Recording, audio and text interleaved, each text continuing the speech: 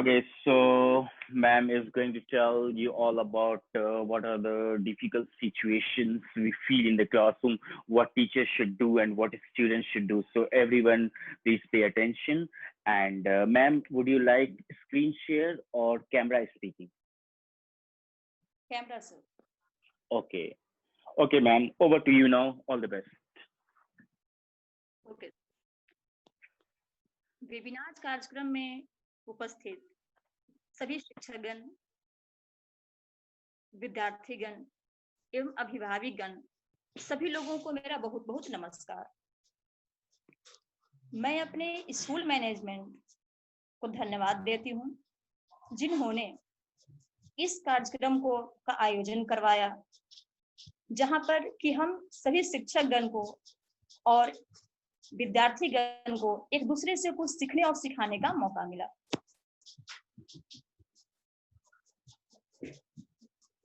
जब भी कोई व्यक्ति अपने जीवन में शिक्षक का पदभार स्वीकार करता है, तो उसके सामने एक बहुत बड़ा जिम्मेदारी आ जाता है, और वह जिम्मेदारी होता है बच्चों के भविष्य का। जिस प्रकार बच्चों के अभिभावक उनके घर में उनकी देखभाल करते हैं, उनके हर क्रियाकलाप पर नजर रखते हैं, तो हम शिक्षक का भी यह कर्तव्य होता है कि जब स्कूल में आए तो हम उनके अभिभावक की तरह उनका ध्यान रखें, वे क्या गलत कर रहे हैं, क्या सही कर रहे हैं। हम शिक्षकगण जिस प्रकार अपने घरों में अपने बच्चों का ध्यान रखते हैं कि वो किस लाइन पर जा रहा है, वो क्या कर रहा है सही, वो क्या गलत कर रहा है, जो सब कुछ ध्यान रखते हैं, ठीक उसी प्रकार हमें बच्चों के हर क्रियाकलाप पर ध्यान रखना चाहिए, क्योंकि हम शिक्षक ही हैं जो विद्यार्थियों के भविष्य निर्माता हैं। बच्चे हमारे देश के भविष्य हैं। जो आज के बच्चे हैं वही कल बड़े होकर देश की बागडोर संभालेंगे। तो हम अपने देश का भविष्य कैसा करें, हम ऐसा कुछ क्या करें कि हमारा देश तरक्की पर जाए, हमारा देश विकास की ओर जाए। तो इन सब चीजों का जो जिम्मा होता है हम शिक्षक के हाथ में ही होता है कि हम विद्यार्थियों को कैसे तैयार करें कि हम अपने देश को उज्जवल बना सकें। तो मैं आज जिस विषय पर अपना वक्तव्य देने जा रही हूँ वह विषय है हैंडलिंग डिफिकल्ट क्लासरूम सिचुएशन, अर्थात कक्षा में मुश्किल जो स्थिति है उसको कैसे हैंडल किया जाए, उसको कैसे नियंत्रित किया जाए। हम शिक्षकों के सामने जब क्लासरूम में जाते हैं तो हर दिन ही एक चुनौती होता है कि हम बच्चों को कैसे हैंडल करें। बच्चे क्लास में हैं तो कुछ ना कुछ वो ऐसे प्रॉब्लम क्रिएट करते ही हैं, छोटे बच्चे हैं, करेंगे ही। लेकिन हम शिक्षकों में इतनी काबिलियत होनी चाहिए कि उनके हर सिचुएशन को, उनकी हर चीजों को बड़ी ही बखूबी से उसको हैंडल करें। और हम शिक्षक ऐसा करते भी हैं, क्योंकि हमने बच्चों को भविष्य बनाने का जिम्मा जो अपने हाथ में लिया है। तो अब मैं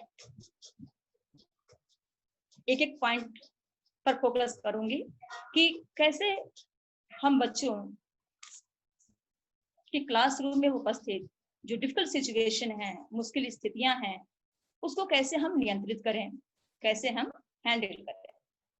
तो सबसे पहली बात है कि जब हम क्लासरूम में जाते हैं तो हमारा मेन जो फोकस होता है कि क्लासरूम को हम शांत रखें, क्लासरूम को हम अच्छे से मेंटेन रखें, क्योंकि शांति रहेगी, साइलेंस रहेगा, तभी तो हम शिक्षक अच्छे से पढ़ा पाएंगे।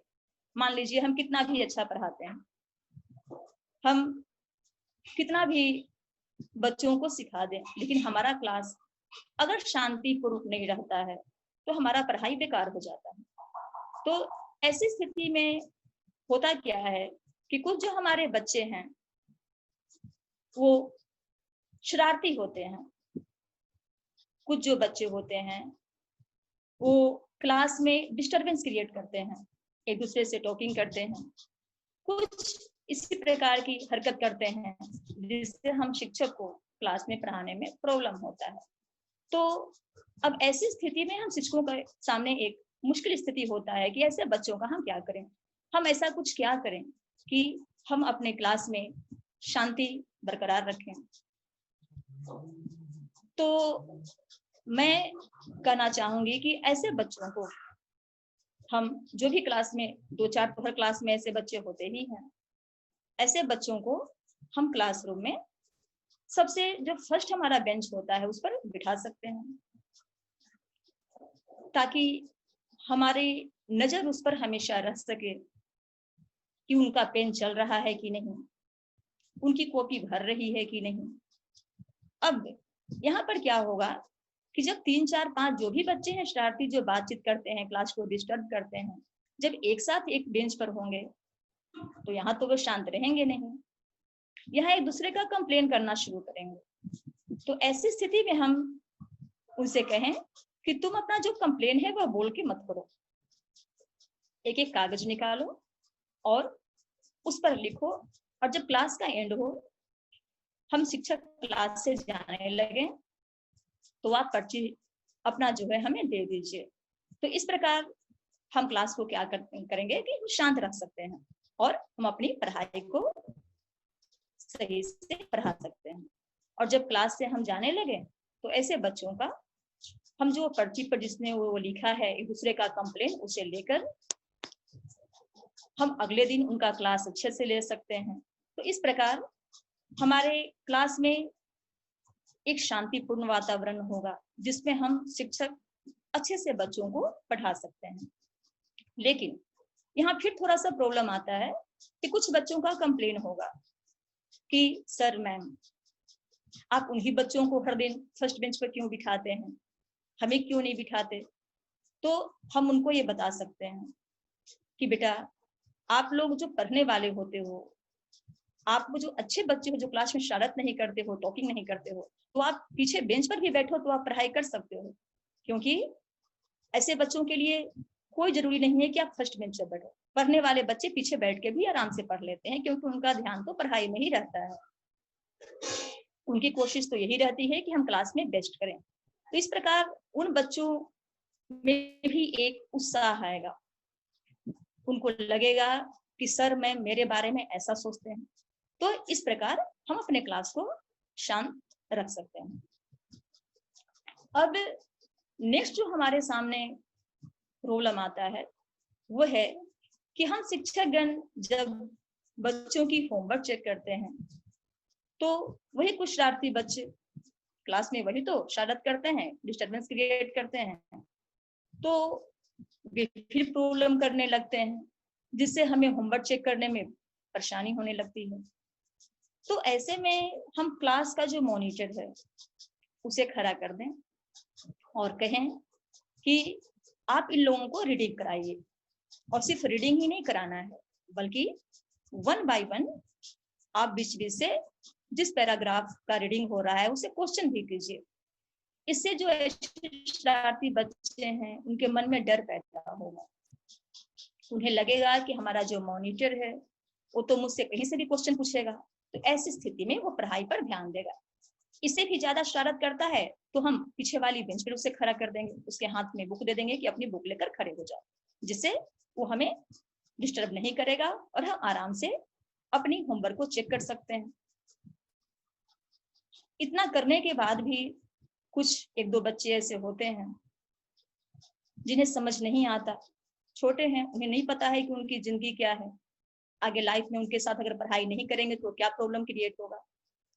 तो ऐसी स्थिति में हम स्कूल जो हमारे प्रिंसिपल सर हैं उनको इन्फॉर्म करें और उनकी सहायता से उनके पेरेंट को का कांटेक्ट करें और उनसे बताएं कि आपका बच्चा ऐसे करता है, पढ़ाई में ध्यान नहीं देता है, इस प्रकार कह के हम उसके बारे में उनको बताएं, जिससे वो भी अपने घर में उसको थोड़ा दबाव बनाए, उस पर उसको केयर करें। नहीं तो हो सकता है कि बच्चा बार बार ऐसे कर रहा है तो उसके पढ़ाई पर असर पड़ रहा है, उसका दिमाग तो खुराफाती में लगा रहेगा, तो पढ़ाई तो सही से कभी नहीं कर पाएगा। तो ऐसी स्थिति में गार्जियन कल हमारे ऊपर ही ब्लेम कर सकते हैं कि आपने कभी मेरे बच्चे के बारे में तो बताया नहीं। वो तो बिल्कुल निश्चिंत है कि मेरा बच्चा जो भी आराम से स्कूल जा रहा है, सभी कुछ ठीक ठाक चल रहा है। तो हम शिक्षक उनको बीच बीच में बताते रहें, जब भी हो उनसे उनके बच्चों के बारे में बात करें, जब वो पीटीएम में आए तो उनके बच्चे के बारे में बताएं। इस प्रकार हम अपने क्लास को भी सही रख सकते हैं, हम सही से क्लास में होमवर्क भी अपना चेक कर सकते हैं और साथ में बच्चों के विकास का काम भी कर सकते हैं। अब इसके बाद हमारे सामने एक बहुत बड़ा मुश्किल स्थिति तब पैदा होता है जब हम चैप्टर को पढ़ाते हैं, उसमें हमारा चैप्टर लंबा होता है, लॉन्ग होता है। तो पढ़ाई के दौरान कुछ बच्चे बोरिंग फील करने लगते हैं, जैसे एक दूसरे से बात करने लगता है कोई बच्चा। इस प्रकार हमें देखकर शिक्षक को यह पता चल जाता है कि लंबा चैप्टर की वजह से बच्चे पढ़ाई में इंटरेस्ट नहीं ले रहे हैं, उन्हें क्लास बोरिंग लग रहा है। तो हम शिक्षक ऐसी स्थिति में क्या करें? ऐसी स्थिति में हम शिक्षकों को चाहिए कि हम बच्चे को बीच में 2-3 मिनट का ब्रेक दे दें। इससे क्या होगा कि बच्चे जब दोबारा उस चैप्टर की ओर आएंगे तो वे एनर्जेटिक फील करेंगे, उनमें एक नया उत्साह होगा और उस उत्साह के साथ वो फिर चैप्टर को पढ़ने लगेंगे। इसके अलावा हम एक छोटा सा शिक्षाप्रद उन्हें कहानी भी सुना सकते हैं। किसी बच्चे से कहें कि एक अच्छी कविता क्लास में कहो, तो इससे क्या होगा कि जो हमारा चैप्टर लंबा था, जिसमें बच्चे इंटरेस्ट नहीं ले रहे थे, बच्चों को बोरिंग फील हो रहा था, बच्चों को क्लास उबाऊ लग रहा था, उसको वो क्लास उन्हें इंटरेस्टिंग लगने लगेगा, उन्हें अच्छा लगने लगेगा। और इससे क्या होगा कि हम शिक्षकगण जो ऐसा करते हैं, बच्चों को उन शिक्षक का बेसब्री से हर दिन इंतजार होगा।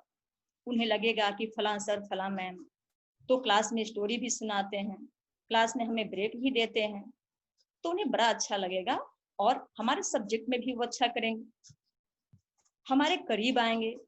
और शिक्षक का स्टूडेंट के साथ नजदीकी बहुत जरूरी है, क्योंकि जब बच्चे शिक्षक के साथ जुड़ेंगे तो वे उनके सब्जेक्ट में भी अच्छा करेंगे और उनके मन में उस शिक्षक के प्रति एक रिस्पेक्ट की भावना आएगी। तो इस प्रकार हमारा जो क्लास उबाऊ होता है, बच्चे इंटरेस्ट नहीं लेते हैं, ऐसे क्लास को हम इन छोटे छोटे तरीके अपनाकर बहुत ही इंटरेस्टिंग बना सकते हैं। इसके 2 फायदे हो गए। एक तो हो गए कि बच्चा हमारे सब्जेक्ट में इंटरेस्ट लेने लगा, साथ में हम शिक्षक के प्रति उसके मन में एक आदर की भाव आया। वो हर दिन इंतजार करेगा कि ये शिक्षक कब इनका पीरियड आए, कब इनका पीरियड आए, जिससे क्लास में आए, क्योंकि इनका क्लास तो मुझे बड़ा ही अच्छा लगता है। तो इस प्रकार हम अपने उबाऊ क्लासरूम को इंटरेस्टिंग बना सकते हैं। तो डिफिकल्ट सिचुएशन के इसी क्रम में एक और हम शिक्षकों के सामने जो प्रॉब्लम आता है, जो सिचुएशन आता है, वो है कि जब हम क्लासरूम में जाते हैं तो कभी कभी हम देखते हैं कि चैप्टर चल रहा है, पढ़ाई के दौरान ही 2 बच्चों का कंप्लेन होने लगता है, सर मैम उसने मेरी शारीरिक बनावट को लेकर ऐसा कुछ कह दिया, उसने मुझे मेरे रंग को देख के ऐसा कुछ कमेंट कर दिया। तो ये भी एक डिफिकल्ट सिचुएशन है हम शिक्षकों के सामने। तो ऐसी स्थिति में हम ऐसा क्या करें जिससे हम उन दोनों बच्चों को समझा सकें, ताकि ये जो प्रॉब्लम है दोबारा हमारे क्लास में फिर क्रिएट ना हो। तो हम उनको बताएं कि देखो बेटा, रंग रूप में कुछ भी नहीं रखा है, रंग रूप कोई मायने नहीं रखता। किसी भी व्यक्ति की इज्जत या उसकी कद्र उसके शिक्षा से होता है, उसके ज्ञान से होता है, उसके अच्छे बिहेवियर से होता है। इस क्रम में हम उसे एक एग्जाम्पल दे सकते हैं कि स्वर्गीय डॉक्टर अब्दुल कलाम को हम सभी जानते हैं। उनका रंग रूप तो बिल्कुल भी अच्छा नहीं था, लेकिन आज वे हर एक भारतीय के दिल में बसते हैं। आज देश का हर नौजवान, हर स्टूडेंट उनकी तरह बनना चाहता है। क्यों? ऐसा उनमें क्या था कि आप सभी उनकी तरह बनना चाहते हो? तो हम सभी जानते हैं कि रंग रूप अच्छा नहीं रहने के बावजूद उनमें ज्ञान का भंडार था। वे भारत के मिसाइल मैन के नाम से जाने जाते हैं। वे हमारे भूतपूर्व राष्ट्रपति रह चुके हैं। वे स्टूडेंट के लिए सेमिनार करते थे, उनसे मिलते थे, उनका व्यवहार अच्छा था, लोगों से मिलना जुलना। शिक्षा उतना ही पाए थे, हर क्षेत्र में वे आगे बढ़े हुए थे, लेकिन रंग रूप उनका बिल्कुल भी अच्छा नहीं था। तो कहाँ असर पड़ा? उनके रंग रूप के कारण कहाँ वे आगे नहीं बढ़ पाए? तो रंग रूप का हमारे जीवन में कोई भी महत्व नहीं है, बल्कि इन दकियानुसी बातों पर, इन संकीर्ण विचारों से ऊपर उठ के हमें हमेशा अच्छी बातें सोचनी चाहिए, अपनी पढ़ाई पर फोकस करना चाहिए, हार्ड लेबर करना चाहिए, लोगों के साथ हम कैसे अच्छा बर्ताव करें, लोगों में हम लोकप्रिय हों, इस प्रकार की चीजों पर ध्यान देना चाहिए, ना कि बेकार की रंग रूप की बातों पर हमें पढ़ना चाहिए। तो इससे क्या होगा कि दो बच्चे जहां आपस में इस बात को लेकर कमेंट कर रहे थे, आपस में झगड़ रहे थे, बहस कर रहे थे, सारे क्लास के बच्चे इसके बाद से ऐसा करना समाप्त कर देंगे। उन्हें लगेगा कि सर मैम ने बिल्कुल सही कहा है, हमारे रंग रूप में क्या रखा है। हमें इन चीजों को हटाकर अपने पढ़ाई के बारे में सोचना चाहिए, कुछ ऐसा करना चाहिए जिससे कि हम अच्छे कहलाएं। एक एग्जाम्पल और हो सकता है, हम उन्हीं की एग्जाम्पल उन्हें दें। हम कह सकते हैं कि देखो, क्लास में जो बहुत सुंदर स्टूडेंट है उसकी बुराई तो कभी नहीं होती। कोई भी शिक्षक उसी बच्चे की बुराई करते हैं जो पढ़ाई में तेज है, जो क्लास में मिलजुल कर रहता है। तो इससे ही बच्चों को लगेगा कि बिल्कुल सही बात है, अगर हम पढ़ाई में अच्छे होते हैं, अगर हमारा बिहेवियर अच्छा है, क्लास में सबसे मिलजुल के रहते हैं, हम क्लास में टॉप करते हैं, तो हमेशा टीचर हमारी बुराई करते हैं। बात भी सही है। जो बच्चे ऐसे करते हैं, या तो पढ़ाई में टॉप रहते हैं, अच्छे करते हैं, या तो क्लासरूम में हमारे सवालों का जवाब रहते हैं, एक्टिव रहते हैं, या जो क्लासरूम में मारपीट नहीं करते, सभी से मिलजुल बना कर रखते हैं, तो ऐसे बच्चों को सभी लाइक करते हैं। क्लासरूम में टीचर लाइक करते हैं, घर में उनके पेरेंट लाइक करते हैं, उनके फ्रेंड लाइक करते हैं। तो इस प्रकार बच्चों में इस प्रकार की भावना आएगी कि नहीं, हमें रंग रूप से ऊपर उठकर कुछ ऐसा करना चाहिए, कुछ ऐसा सोचना चाहिए जिससे सभी के लिए हम आदर के पात्र बने, सभी के लिए हम अच्छे बने। तो इस प्रकार हमारे क्लासरूम में आए दिन इस प्रकार के सिचुएशन बनते ही हैं, इस प्रकार के मुश्किल परिस्थितियां उत्पन्न होती ही हैं। तो हम इस प्रकार के एग्जाम्पल देके बच्चों को बता सकते हैं और समझा सकते हैं, जिससे इसका परिणाम क्या होगा कि फिर बच्चे इस प्रकार की बातों करना स्टॉप कर देंगे और कभी भी इस प्रकार की हीन भावना से न खुद को ग्रसित करेंगे और न ही दूसरे बच्चे पर कोई कमेंट करेंगे, उन्हें कुछ भला बुरा कहेंगे। अब जो हमारे सामने एक मुश्किल स्थिति आता है वो यह है कि कभी कभी हम कोई शिक्षक किसी बच्चे को ज्यादा पीट देते हैं, बार बार उसे किसी बात पर लज्जित करते हैं, तो ये बिल्कुल नहीं होना चाहिए। शिक्षकों में ऐसा बिल्कुल नहीं होना चाहिए, क्योंकि बच्चों में इससे हीन भावना आता है, बच्चे इससे एग्रेसिव होते हैं, उस शिक्षक के प्रति बच्चे के मन में नफरत पैदा हो जाता है। हम इस प्रकार के बिहेवियर से बिल्कुल बचें।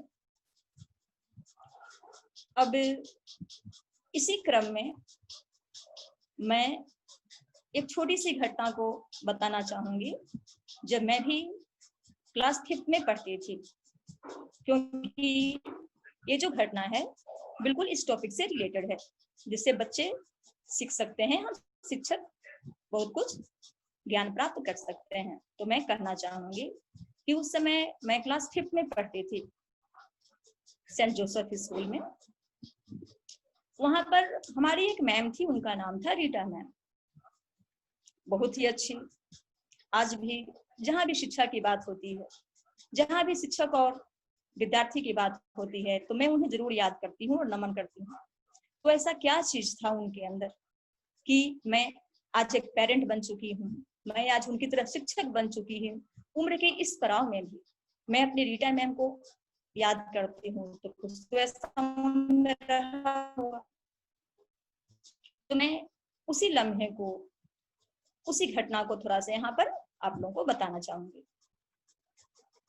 बात ऐसे हुआ कि हमारी जो मैम रीटा मैम थी, वो सोशल साइंस की टीचर थी, बहुत ही एक्टिव क्लास में। जब वो क्लासरूम में सामने ब्लैक बोर्ड पर पढ़ा रही होती या कुछ लिख रही होती, किसी बच्चे का बेंच टेढ़ा होता, तो वहां से नहीं कहती कि अपना बेंच तुम सही कर लो, बल्कि खुद दौड़ के वहां जाती और बेंच को सही कर देती। बच्चे अगर होमवर्क नहीं बना के लाते तो उन्हें कभी पनिश नहीं करती, कभी नहीं मारती, बल्कि उसके उस रीजन को जानने की कोशिश करती कि आखिर वो होमवर्क क्यों नहीं बनाया। बच्चा किसी कारण कुछ और प्रॉब्लम होता तो उसके अंदर गहराई में जाती, एक एक बच्चे से क्लोज होती। जैसे हम लोगों को बिल्कुल लगता कि जिस प्रकार घरों में हमारी माँ हमसे ट्रीट करती है, हमारी रीटा मैम भी हमसे स्कूल में वैसा ही बिहेव करती हैं। और इसका रिजल्ट होता कि हम बच्चे उन्हें बहुत लाइक करते। क्लास में इतने सारे पीरियड होते हैं अलग अलग सब्जेक्ट्स की, लेकिन हमें अपनी रीटा मैम का इंतजार रहता। हमें लगता कि वो क्लास में कब आए, कब उनका पीरियड आए, कि हम सभी बच्चे अच्छा फील कर सके, अपनापन का फील कर सके। किसी ही बच्चे को बुलाना होता तो उसके नाम से पुकारती। तो इस प्रकार नाम से पुकारने से एक अपनापन का भाव होता है। हमें लगता है कि बिल्कुल हमारे अभिभावक हैं वो। और हम लोग, ऐसा बात नहीं था, वो बहुत स्ट्रिक्ट थी, लेकिन जहाँ स्ट्रिक्ट होना है वहां पढ़ाई के मामले में, लेकिन जहाँ कुछ ऐसी बातें हैं वहां वो बिल्कुल हमसे अपनापन का व्यवहार करते थे। एक दिन तो ऐसा हुआ कि हाफ ईयरली एग्जामिनेशन था। ऐसे में उनके सब्जेक्ट में अच्छा करती थी, लेकिन किसी कारणवश हाफ ईयरली एग्जामिनेशन में उनके सब्जेक्ट में मेरा मार्क्स अच्छा नहीं आया। तो पता है उन्होंने क्या रिमार्क्स लिखा? उन्होंने रिमार्क्स हिंदी में लिखा कि तुम्हारा नंबर क्यों नहीं अच्छा है चंदा, तुम तो अच्छा कर सकती हो। अब इसका प्रभाव यह पड़ा मेरे अंदर कि जब मैं रिमार्क्स पढ़ी तो मुझे लगा कि अरे, मेरी मैम मेरे बारे में इतना अच्छा सोचती है। सोचिए, क्लास 5th का स्टूडेंट है, उसके मन को हर्ट हुआ कि मैं तो उनके क्लास में बहुत अच्छा कर सकती हूँ, मैम मेरे बारे में इतना अच्छा सोचती है। इसका रिजल्ट यह हुआ कि मैं पूरी मेहनत से लग गई कि नहीं, फाइनल परीक्षा में तो मुझे बहुत अच्छा करके दिखाना है मैम को। और हुआ भी यही। फाइनल एग्जाम हुआ, हमारा रिजल्ट तैयार हुआ और उन्होंने फिर हिंदी में ही मार्क्स लिखा कि शाबाश, तुमने तो कमाल कर दिया, क्योंकि मेरे मार्क्स उसमें बहुत अच्छे थे। तो इस प्रकार मैं यहाँ ये बताना चाहती हूँ कि हम जो शिक्षक हैं, अगर बच्चों के साथ पढ़ाई के साथ साथ अपनापन का व्यवहार रखें, उनसे लगाव रखें, तो बच्चे स्कूल छोड़ने के बाद भी अपनी लाइफ में जहां भी हैं, जहां भी शिक्षा की बात होगी, जहां भी स्टूडेंट्स और टीचर की बात होगी, अपनी उम्र के किसी भी पड़ाव पर वे हमें याद करेंगे और एक आदर का भाव रखेंगे, जैसा कि मैं अपने मैम पे ये रख रही हूँ। आज न मेरे पास उनका कॉन्टेक्ट नंबर है, न उनका एड्रेस है, लेकिन फिर भी मैं उनको नमन करती हूँ, मैं उनको हृदय से रेस्पेक्ट करती हूँ, क्योंकि इतने सारे टीचर्स थे, लेकिन उनको मैं ठीक से याद नहीं कर पाती, लेकिन वे मेरे दिल से निकलती नहीं है। तो इस प्रकार हम शिक्षक भी अपने बच्चों के दिलों में राज कर सकते हैं, अपने बच्चों के मन में अपने लिए रिस्पेक्ट कर सकते हैं कि वे हमेशा हमें याद रखें। अब इसी प्रकार हम अपने क्लासरूम में, तो मैंने बहुत सारे किया,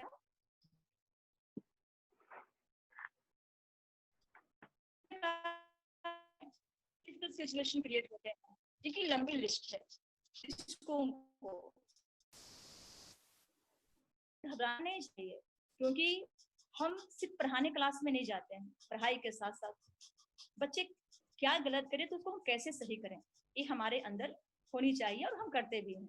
क्योंकि हम सिर्फ बच्चों को पढ़ाते ही नहीं हैं, हम उनके अभिभावक की तरफ उनके हर चीज का ध्यान रखते हैं कि वे कैसे अच्छे बने, क्योंकि हम उनके भविष्य संवारते हैं।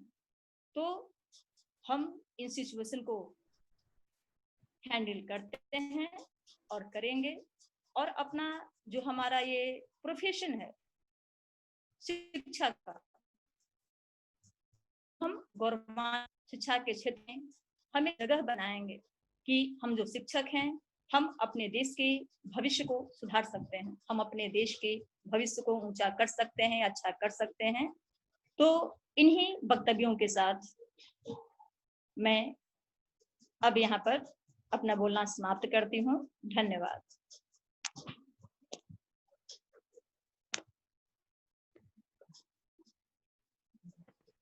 Thank you, ma'am. Thank you very much for giving the light on this topic. Now the question ask session will begin. Ma'am, one thing I liked so much in your speech, and that was related to one of the teachers you were mentioning. You mentioned that you don't know her number, you don't know her address, but still you remember that teacher from your heart. This is the best thing, and I would like also to tell these things to students कि चाहे number हो या ना हो, या फिर चाहे किसी टीचर का एड्रेस हो या ना हो, आपके आइडियल टीचर जो होते हैं वो हमेशा याद रहते हैं। चाहे आपका एज कितना भी हो जाए, अंतिम दम तक वो टीचर याद रहेंगे। It's only because of the good will between teacher and student. Thank you ma'am, it was really wonderful speech. Okay, thank you, sir.